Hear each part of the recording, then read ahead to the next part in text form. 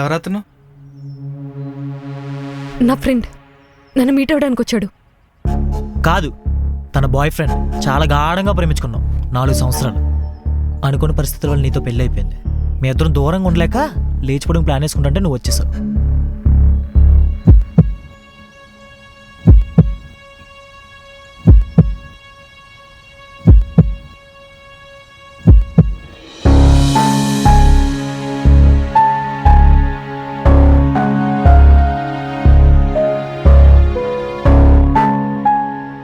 నాకివన్నీ తను ముందే చెప్పింది.